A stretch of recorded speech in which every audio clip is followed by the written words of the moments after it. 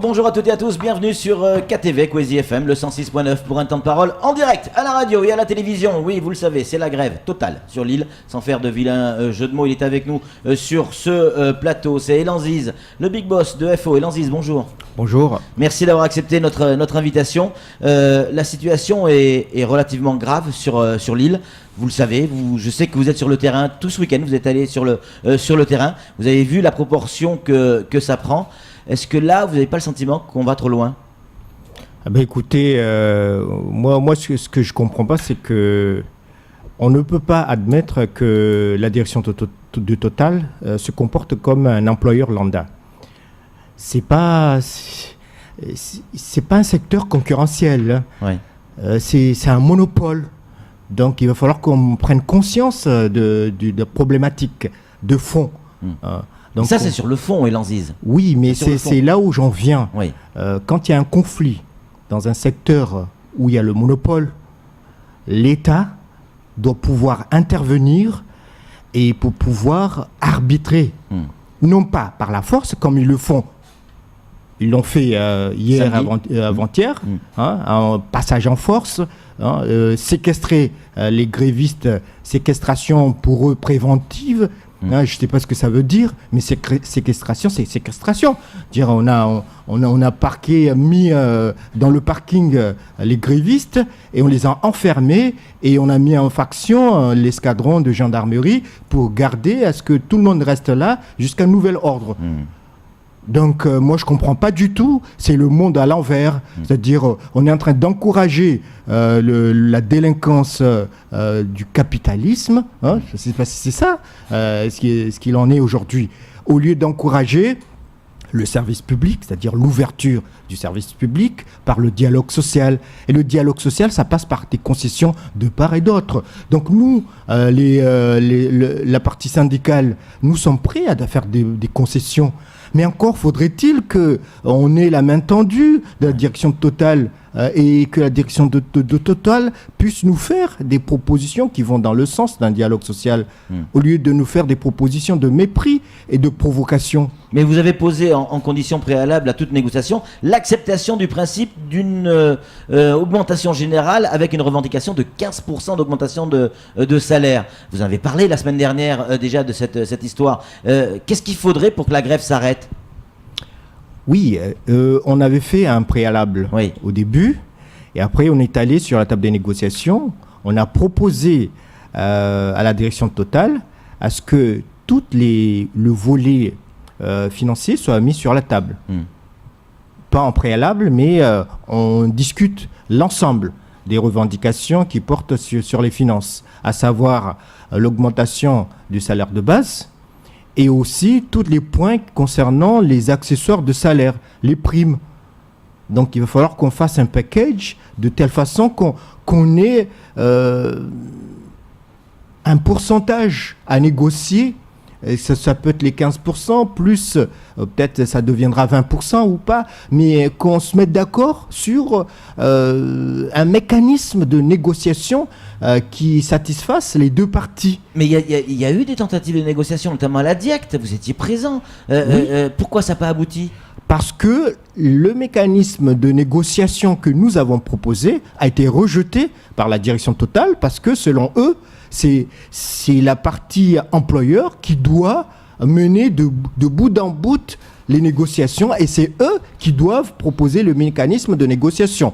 Et leur mécanisme à eux, c'est quoi ? C'est de balayer d'un revers de main toute négociation sur la hausse du salaire de base et de discuter que l'ensemble des accessoires de salaire soit au total pour les accessoires de salaire une hausse de 2%. Je ne parle pas du salaire de base parce que nous, on avait scindé en deux. C'était notre proposition. La hausse du salaire de base et la hausse des accessoires. Donc, eux, ils nous ont dit qu'ils refusent toute hausse du salaire de base. Par contre, ils vont faire une hausse de 2% s'agissant des accessoires de salaire, c'est-à-dire des primes que eux, ils vont proposer. Et ces primes-là, moi, à mon sens, ce sont des primes qui ressemblent beaucoup plus à des mesures individuelles. Parce que quand on nous parle de travail de nuit, travailler plus pour gagner plus, quand on nous parle de challenge chauffeur, quand on nous parle, c'est-à-dire de gratification qui concernent que certains individus, mais qui ne va pas concerner l'ensemble du personnel. En revanche, vous avez déjà des avantages. Chèque déjeuner, un 13e mois, une assurance supplémentaire, une mutuelle supplémentaire. Ok, vous demandez certaines choses, mais il y a des choses qui sont déjà acquises. Mais nous, on ne revient pas sur les acquis. Oui, on imagine. On ne revient pas sur les acquis. Oui. Vous imaginez bien que dans la vie aussi, vous, Patrick, par exemple, vous améliorez tous les jours l'ordinaire. Vous ne restez pas avec les maniocs et tout, mais vous rajoutez un peu de banane et ça continue. C'est ça la vie. Ouais. La vie, elle est faite de ça. Sinon, si on reste dans l'Antiquité grecque, on ne serait pas dans la modernité aujourd'hui. Hakim Sandou va nous montrer les photos. On va vous garder en fenêtre les photos de la situation de ce matin. Et pendant ce temps-là, c'est Samuel Bocher, le rédacteur en chef de France Mayotte Matin, qui a une question à vous poser. Oui, vous étiez en plateau avec nous, Lanziz, la semaine dernière, et vous nous expliquiez que le Total, la direction de Total refusait de fournir au comité d'entreprise, les chiffres, les résultats, les bilans de l'entreprise. Est-ce que c'est toujours le cas aujourd'hui, alors que c'est une obligation légale, faut-il le rappeler, afin de pouvoir vous appuyer sur des négociations, sur du concret? Écoutez, moi, ma connaissance depuis 2012, je n'ai jamais vu de chiffres proposés au comité d'entreprise, que ce soit les bénéfices, le chiffre d'affaires, tout ça. C'est complètement opaque, c'est pas transparent. On ne connaît rien du tout, c'est le flou artistique. Dans les NAO, où on nous donne ce que veut bien donner la direction, sans négociation. C'est un diktat, c'est même pas de NAO, c'est une formalité où on vient siéger et puis la direction dit écoutez, je vous donne 0,9% et voilà, c'est à prendre ou à laisser, c'est comme ça, puis voilà. Et sans étayer tout ça par des chiffres, par le chiffre d'affaires, combien on donne de dividendes aux actionnaires, tout ça, on n'en sait rien du tout, on nous cache tout ça.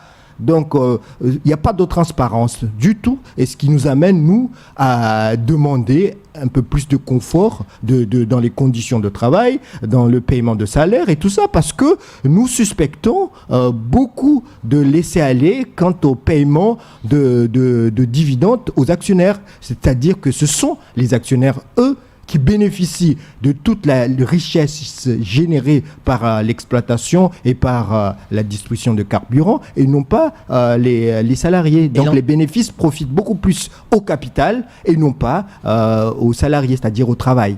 Et Lanziz, quand on voit derrière vous ces images, regardez à l'antenne, cette file de voitures, là derrière, au bout, là c'est le rond-point Passamenti, c'est des centaines et des centaines de voitures. On a vu tout à l'heure l'image d'un homme, il a répondu aux questions de Halidi, que vous découvrirez dans le JT ce soir. Il a dormi dans sa voiture, il avait les yeux rouges, regardez sa brosse à dents, son dentifrice et son rasoir dans la voiture, pour avoir 30 € de carburant. La question que tout le monde se pose, Lanziz, combien de temps ça va durer encore? Est-ce que là, maintenant, il y a des négociations qui sont prévues aujourd'hui, demain? Est-ce que ça peut s'arrêter ou est-ce que ça va encore continuer? Moi, la question que je me pose, combien de temps prendra monsieur le préfet pour soulager la population de Mayotte? Combien de temps il faudra que ça dure pour que l'État comprenne enfin qu'il y a la gravité dans cette situation-là? Donnez-nous un exemple. Qu'est-ce que le préfet devrait vous dire pour que la grève s'arrête? Allez, un exemple. Une phrase. Un exemple, ce serait d'augmenter le salaire de base avec les accessoires, les primes qui sont proposées. Ce serait non pas de dire que... C'est au préfet à décider ça? Non, mais c'est au préfet... À mettre la pression sur le directeur. Parce que c'est l'État qui a donné ce monopole à Total. C'est pas le département, c'est une décision de l'État. Donc aujourd'hui, mettre la concurrence dans ce secteur-là, ça relève aussi d'une décision que l'État doit prendre. Donc aujourd'hui, combien de temps il faudra faire souffrir les Mahorais pour que l'État enfin comprenne qu'il est de sa responsabilité de contraindre par des mesures, que ce soit des pressions et tout ça, je n'en sais rien, par la discussion, mais faire comprendre que Total a une lourde responsabilité face à cette population-là, parce qu'il s'agit d'un service public, il s'agit d'un secteur où le monopole règne en maître et qu'on ne peut pas laisser les choses en l'état. Sinon, moi je me demande, est-ce que on a besoin de voir tout ça là, de supporter tout ça? Qu'est-ce que aussi bien monsieur le préfet que la direction de Total, qu'est-ce qu'il attend de cette population-là? Il attend quoi? Une guerre civile? Il attend quoi? C'est ça, ils attendent quoi pour se décider à faire des concessions? Mais ces concessions-là, c'est maigre par rapport à tous les bénéfices qu'engrange le groupe Total à Mayotte ici. Ils s'en mettent plein dans les poches ici à Mayotte. On le sait très bien. Le capital règne en maître ici dans ce département. Donc, combien de temps il faudra à cette population-là de souffrir pour que l'État et le groupe Total comprennent qu'ils sont ici à Mayotte, non pas dans une colonie, mais dans un département. On a droit à un confort de vie, on a droit à une ouverture de services publics, on a droit aussi au dialogue social. Donc moi aujourd'hui, j'affiche le ras-le-bol de la population de Mayotte.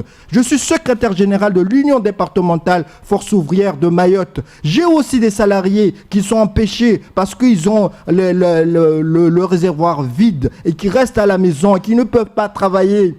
Donc moi j'en appelle à la responsabilité sociale de l'État et du groupe Total, parce que c'est eux qui sont responsables de cette situation-là et c'est eux qui font souffrir la population de Mayotte. Et Lanziz, il y a eu 2 délégués qui ont été interpellés ce week-end à 2 reprises différentes, notamment Abedi. On a réussi à avoir une photo également de lui.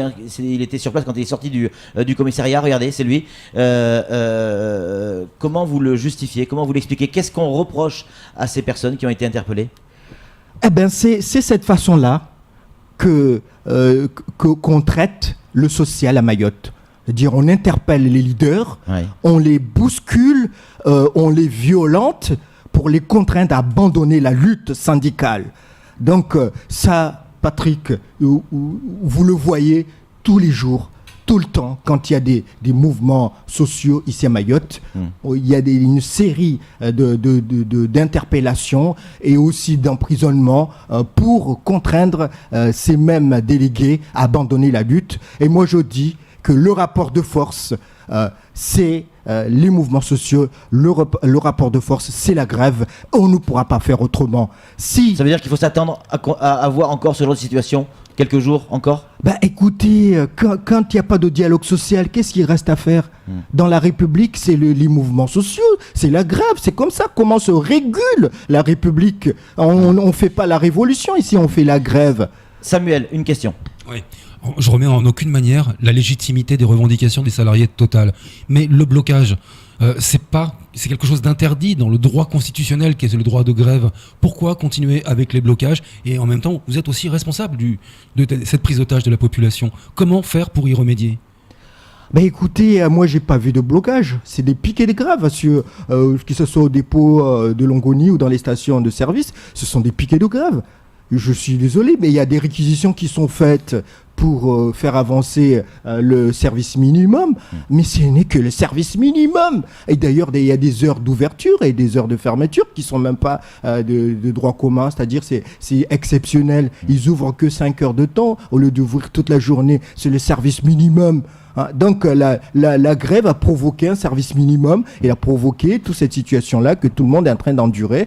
Et la seule solution, c'est de faire des concessions, c'est d'enclencher le dialogue social, parce que le dialogue social, c'est ça, c'est de s'écouter de part et d'autre, de proposer. Pour l'heure, c'est nous, la partie syndicale, qui avons proposé quelque chose. La direction n'a rien proposé et la direction de Total se base sur le rapport de force, les interpellations, le coup de force. C'est ça leur façon d'agir. Des questions d'auditeurs. Est-ce que Elanziz a du carburant dans son véhicule? Est-ce que c'est normal que les salariés grévistes de Total s'arrogent la priorité pour se ravitailler en passant devant ceux qui attendent depuis des jours? Ça s'est vu vendredi du côté de Place Amenti.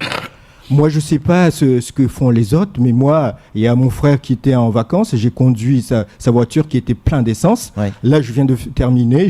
J'ai mis dans le parking la voiture. Ouais. J'ai repris ma voiture à moi qui avait aussi un plein de carburant avant la grève. Eh ben, je continue à consommer le carburant que j'ai et après, quand ça va être terminé, je serai comme tout le monde. Eh ben, je serai à pied. Voilà. Mais je ne profite jamais de rien du tout. Moi, je gagne tranquillement ma vie. Je vis, je suis cadre Combien supérieur. gagne un pompiste?